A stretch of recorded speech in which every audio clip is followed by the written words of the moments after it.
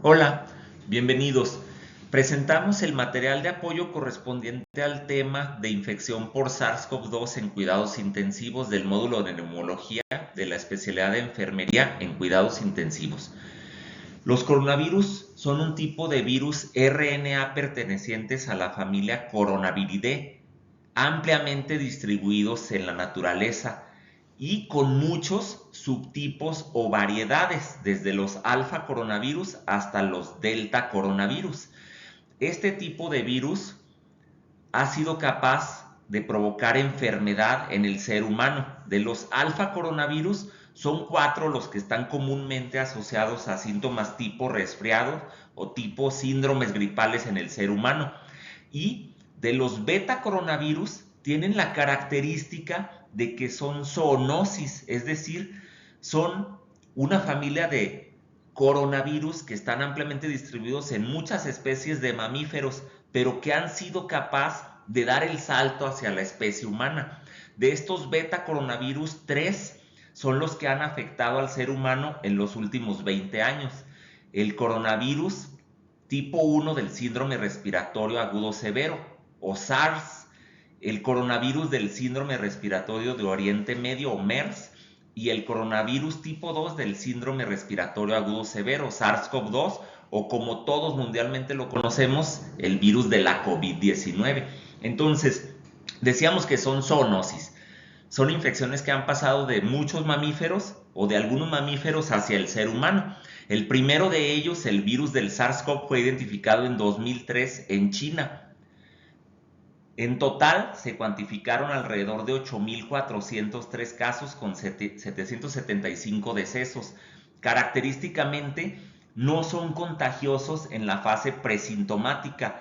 Esto afortunadamente favoreció su control con las medidas de distanciamiento social y de aislamiento de los casos identificados.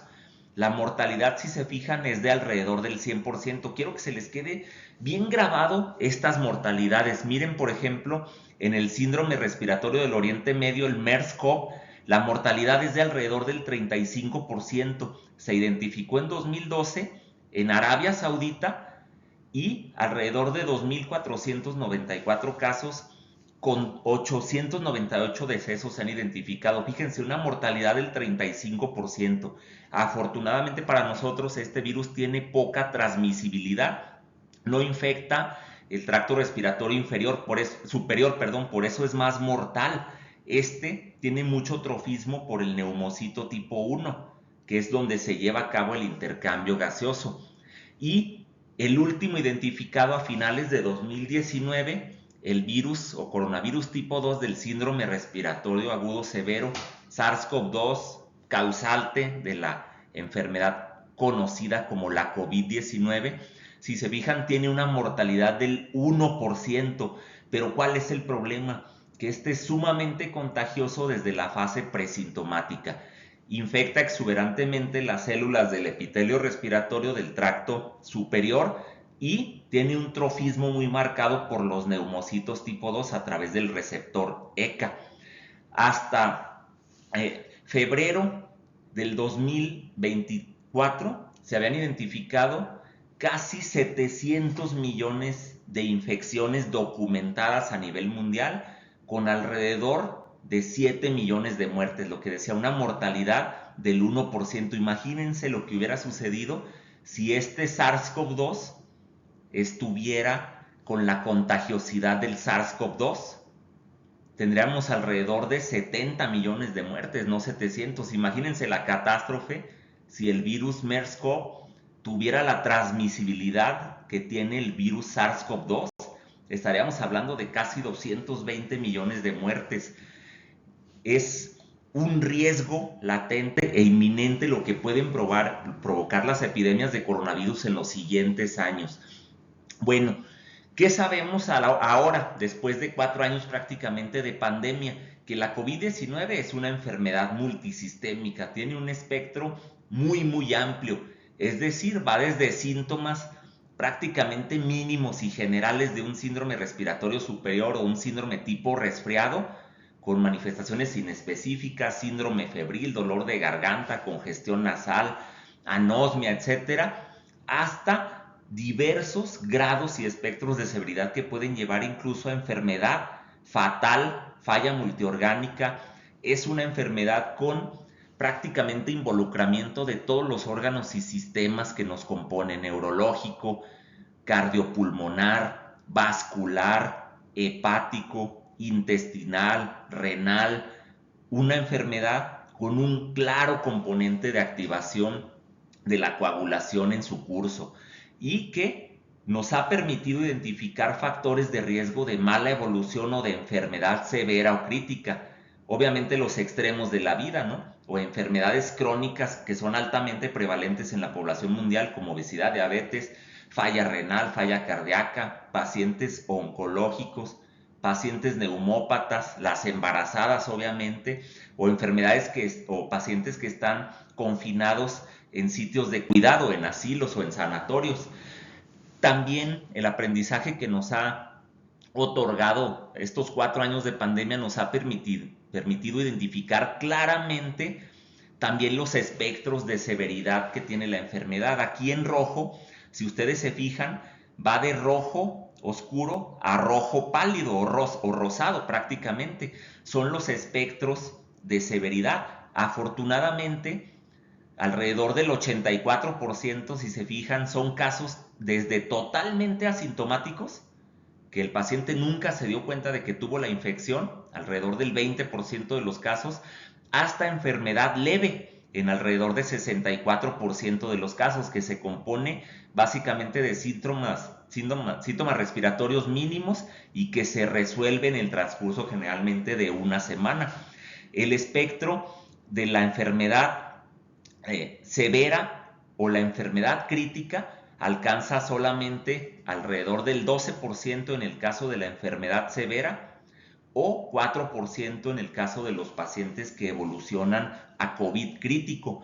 Y si ustedes se fijan en las ventanas de tiempo, los pacientes que desarrollaron severidad generalmente se complican después de la segunda semana, y los pacientes de COVID crítico suele ser una enfermedad bastante larga, de alrededor de mes o mes y medio de duración, con un estado inflamatorio muy marcado.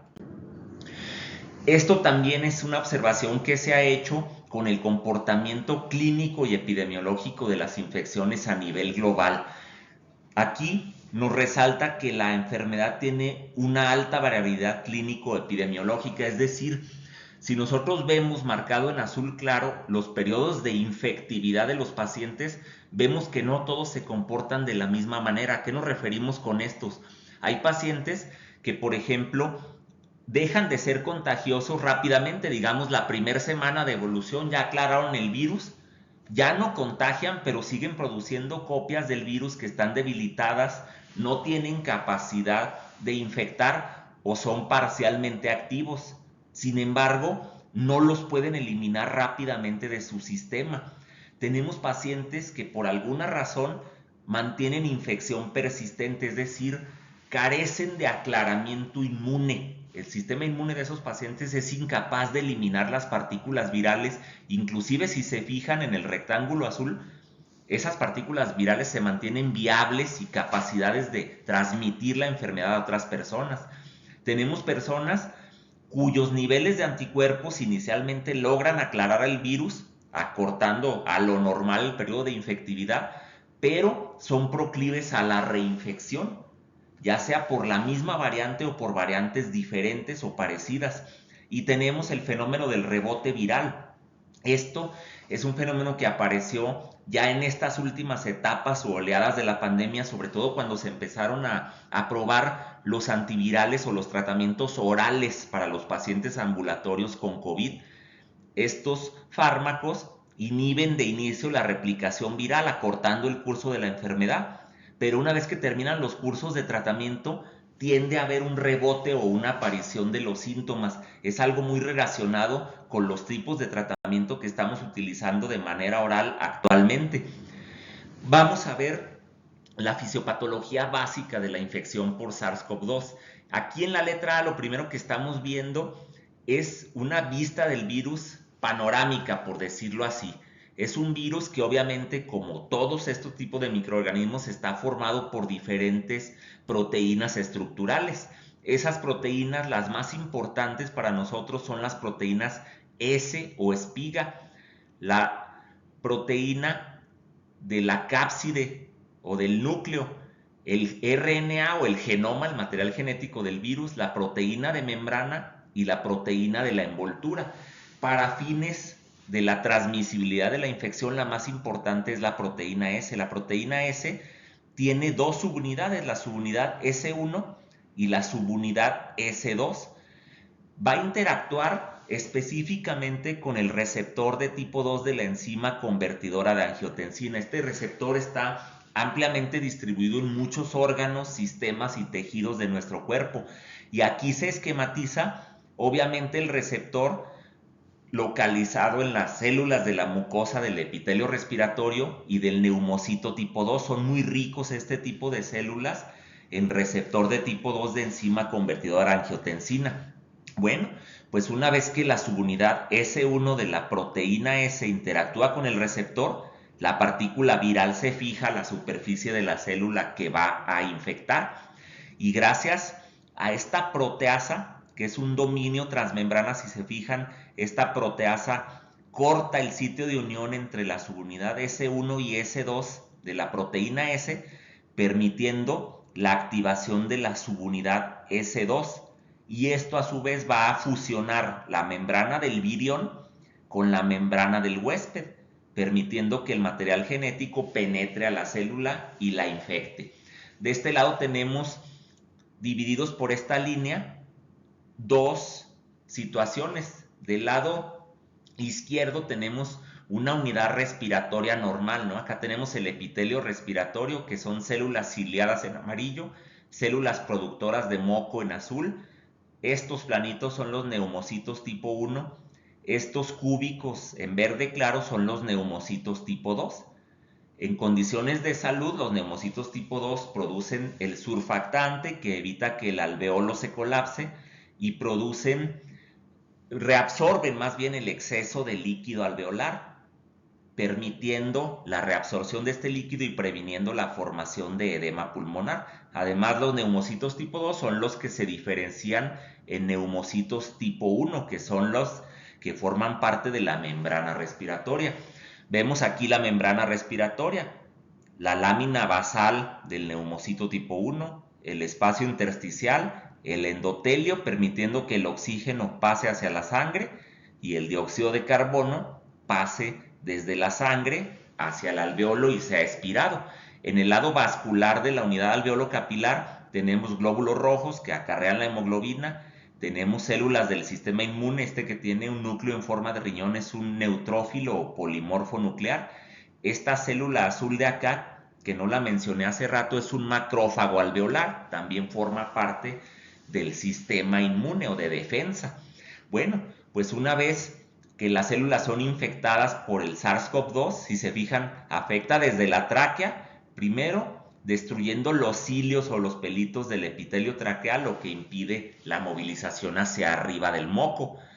Infecta al neumocito tipo 2, con lo que se deja de producir surfactante, por ejemplo, se dejan de diferenciar a neumocitos tipo 1 y lo más importante es que aparece una cascada sumamente inflamatoria. Cuando este neumocito tipo 2 se activa una respuesta inflamatoria mediada por citocinas y productos que van a llamar al resto de las células del sistema inmune, reclutándolas aquí en la unidad alveolo capilar y provocando la disfunción, por ejemplo, del neumocito tipo 2. ¿Esto qué va a hacer?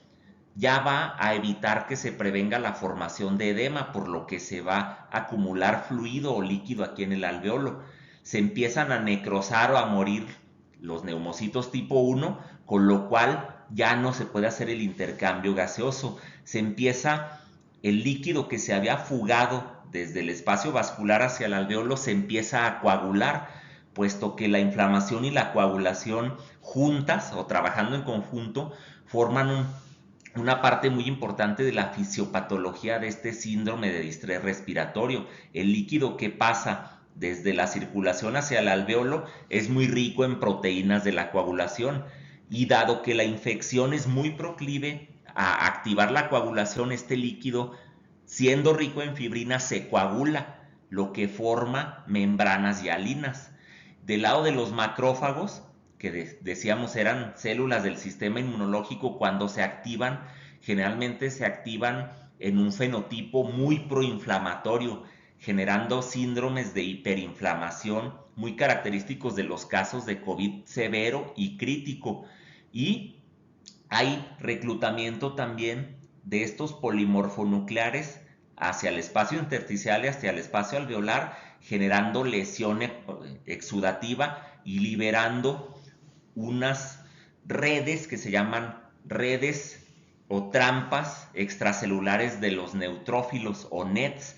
En la siguiente diapositiva vamos a ver un poco más de cerca un acercamiento a lo que sucede del lado vascular. Decíamos que la inflamación obviamente no nada más implica la infección como tal del neumocito tipo 2 o del epitelio respiratorio, implica una activación muy marcada tanto de la inflamación como de la coagulación.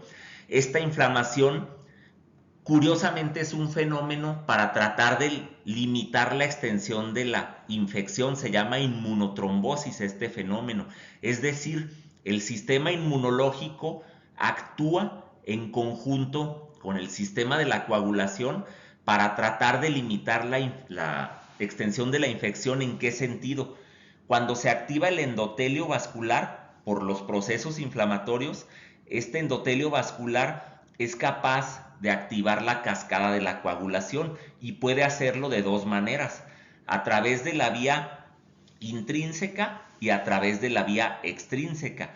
La vía intrínseca se activa cuando este endotelio vascular se empieza a denudar, a descarapelar, por decirlo así, se expone la colágena que está por abajo del endotelio. Esto activa a las plaquetas para que se agreguen aquí, se peguen tratando de sellar esa zona, pero las plaquetas liberan a su vez sustancias que van a reclutar más plaquetas y que van a activar la cascada inflamatoria, activando por ejemplo a los neutrófilos y activando a los monocitos. Hay que recordar que los monocitos son macrófagos, solo que se llaman monocitos cuando están circulando en el torrente sanguíneo. Cuando un monocito o macrófago se activa, fíjense lo que suelta. Suelta factor tisular, que es otro activador muy potente de la coagulación. De tal manera que a través de la vía intrínseca se empieza a formar aquí un trombo. La activación continua de más monocitos hace que sigan liberando complejos libres muy ricos en factor tisular, que por el simple hecho de estar circulando en la sangre ya activan por sí mismos la coagulación, pero ahora a través de la vía extrínseca. Este puente entre inflamación y coagulación se amplifica característicamente en la COVID-19 severa y crítica. Esta situación o esta activación es sistémica, entonces lleva a síndromes protrombóticos generalizados en toda la circulación sanguínea y disminuye la capacidad del sistema de la coagulación de desbaratar esos coágulos, es decir, inhibe o disminuye la fibrinolisis. Los neutrófilos, decíamos hace ratito de las NETs, cuando entran ya en necrosis, en muerte, liberan las trampas extracelulares o redes extracelulares, que son literalmente así como si fueran redecillas que van a atrapar más plaquetas, más glóbulos rojos, más leucocitos y van a formar trombos de fibrina en la circulación. Esto lleva al componente protrombótico de la COVID-19. Entonces, nuevamente, nosotros podemos tener mayor o menor grado de activación de la inflamación y de la coagulación en uno o en otro paciente. ¿De qué va a depender? Pues hasta del comportamiento que tenga este paciente frente a la infección. Pacientes que tienen buena inmunidad rápidamente van a controlar la carga viral. La carga viral aquí está en verde, si se fijan. Entonces van a tener una enfermedad más corta, rápidamente van a caer los niveles de virus. ¿Por qué? Porque en azul muestra que tienen una respuesta inmunológica capaz de neutralizar rápidamente al virus. Y hay pacientes que no. Por ejemplo, los pacientes ya más viejos o con comorbilidades, que por alguna razón tienen unos sistemas de defensa con pobre respuesta que permiten replicación viral durante más tiempo y a mayor nivel, que la enfermedad es mucho más larga y que su respuesta inmune es mucho más débil. estos pacientes son los más proclives a evolucionar a COVID crítica y a los síndromes de hiperinflamación. Muchos de estos aspectos se empezaron a conocer a los pocos meses de que la pandemia explotó literalmente, y desde el inicio, desde los primeros meses, se empezaron a validar algunas terapias que hasta la fecha se siguen utilizando y que han mostrado beneficio para tratar de modular la severidad de esta respuesta inflamatoria. Aquí hay algunos compuestos como la dexametasona, los inhibidores de interleucina 6 y los inhibidores de JAK2 que sirven para modular esta respuesta inflamatoria, para tratar de disminuir la posibilidad de que estos pacientes evolucionen a la muerte. Entonces, desde la primera etapa prevacunación, algunos estudios empezaron a arrojar el potencial benéfico de algunas de estas fármacos. Y ya en la segunda etapa de la pandemia, ya en la era de la vacunación como tal, obviamente mucho del tratamiento farmacológico de esta enfermedad se ha orientado a que pensemos multisistémicamente o multiabordaje. Las terapias deben de ir orientadas a todo el espectro de comportamiento que tiene el virus. Por ejemplo, terapias cuyo blanco es directamente el virus, pues obviamente son los antivirales, ¿no? Todos los compuestos que van a alterar o afectar la replicación del virus, la capacidad de generar más copias, la capacidad de diseminarse, tratando de acortar tanto la gravedad como la severidad de la infección. Son cientos de sustancias las que se han ensayado que tienen su blanco directamente en el virus.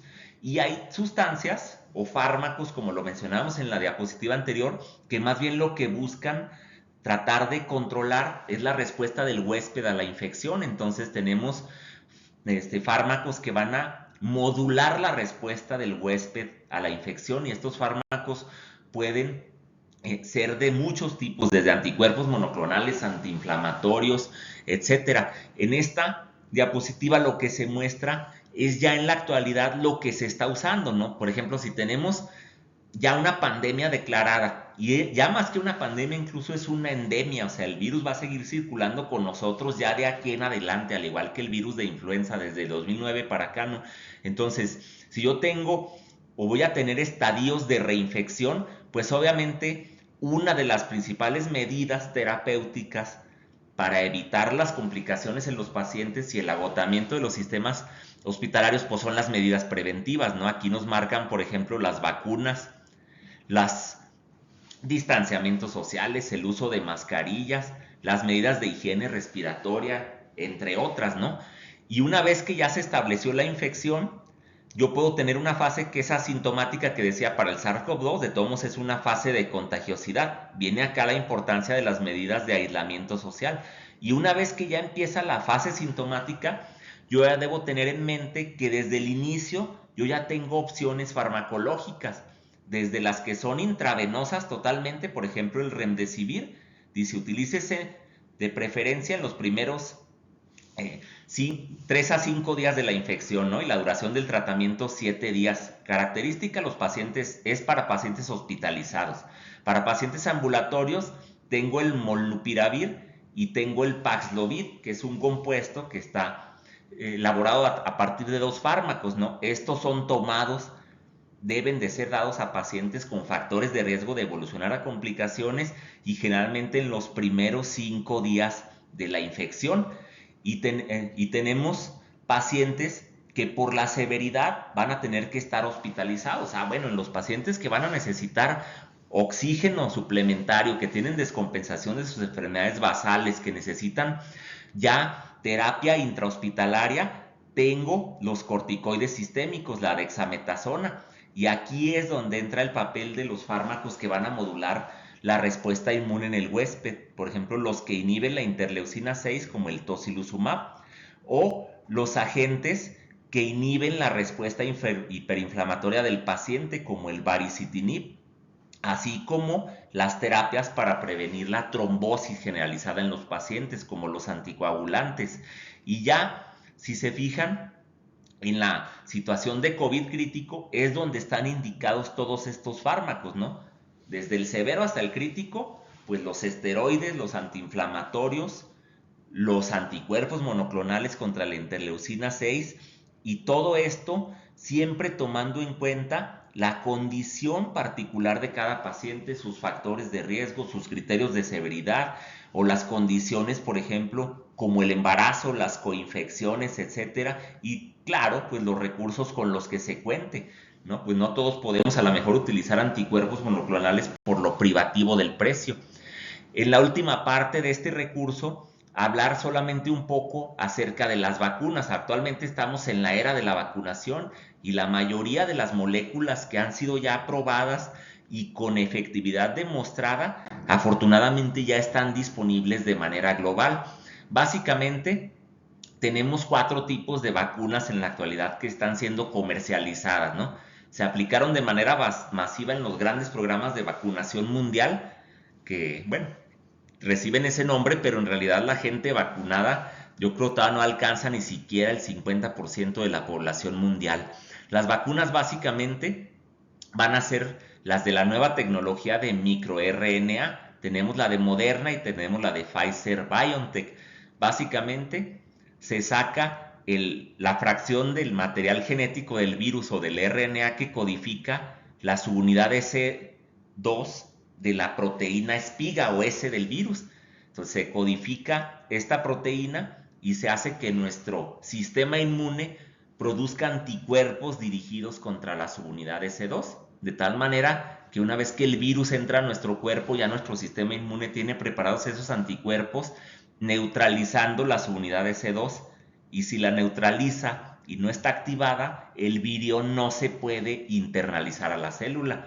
Tenemos las vacunas que utilizan vector viral. Aquí la que estuvieron administrando masivamente en México fue la de AstraZeneca y la de CanSino.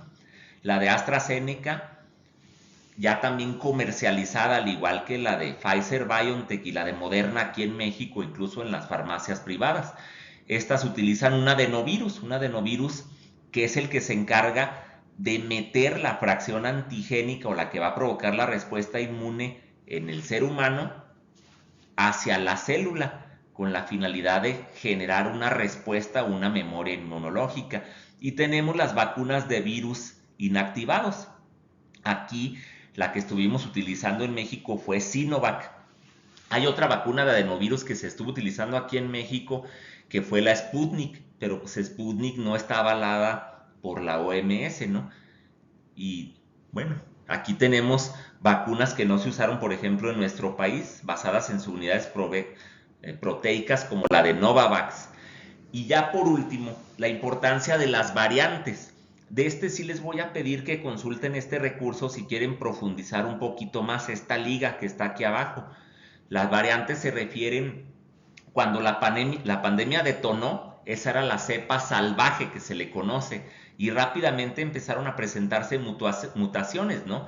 La variedad alfa, beta, delta, gamma, omicron, etcétera. Y si se fijan, cada una de ellas predominó en determinada época de la pandemia. Aquí en azul está lo que fue el subtipo delta o la variedad delta, que fue una de las más mortíferas, sobre todo en segunda y en tercera oleada. Y luego a finales de esa oleada empezó a aparecer la variante Omicron, que ya tiene una severidad afortunadamente mucho menor y que junto con la vacunación y la adquisición de inmunidad natural por los pacientes que sobrevivieron a la infección, permitieron que fuera disminuyendo la cantidad masiva de hospitalizaciones. Pero bueno, las variantes tienen la importancia de que, sobre todo las que son variantes, aquí las siglas significan variantes de bajo monitoreo. Todas las que han habido se están monitorizando y muchas de ellas incluso ya ni están circulando en la actualidad, por eso se les considera de prioridad baja o bajo monitoreo. Variantes de interés es prácticamente cualquiera nueva que aparezca. Tiene interés porque se va a seguir su comportamiento que clínico, en transmisibilidad y en respuesta a las terapias que ya utilizamos o a las vacunas, y se convierte en una variante de preocupación cuando hay posibilidades de que esa cepa del virus ya no responda igual a la vacuna, ya no responda igual a las terapias, o bien pueda generar mayor número de hospitalizaciones. Y las variantes de gran consecuencia son aquellas que literalmente ya no responden a las terapias que hemos venido usando, no tienen una respuesta adecuada a la vacunación, generan mucha severidad clínica o son capaces de provocar otra vez brotes pandémicos o epidémicos capaces de agotar los sistemas de salud. Bueno, finalmente para reflexionar, entonces la importancia de los programas de acceso universal a la vacunación, la importancia de los refuerzos, tenemos que revacunarnos todos, eso se llaman boosters. Mientras yo siga revacunándome, obviamente con las cepas de la variedad que esté circulando, muchas de ellas, de las vacunas comerciales que se están poniendo ahorita, como la de Moderna, la de Pfizer, están actualizadas contra la cepa actual que está circulando. Esto va a mantener los niveles de inmunidad altos y los niveles de infecciones y hospitalizaciones bajos. Y decíamos, si en los últimos 20 años 3 coronavirus han provocado epidemias severas y el SARS-CoV-2 pandemia, debemos de ser capaces de establecer modelos de predicción, ya que es esperado que vamos a tener más pandemias respiratorias. Entonces se debe hacer mucho énfasis en todos los tipos de investigación al respecto, y uno de ellos son los que se llaman ómicas, ¿no? Genómica, proteómica, metabolómica, que nos permiten ampliar muchísimo nuestros horizontes acerca de este tipo de infecciones y su posibilidad de complicaciones. Con esta última diapositiva terminamos este recurso. Espero que les permita establecer el énfasis o las prioridades de lo que es importante aprender acerca de esta enfermedad. Hasta la próxima.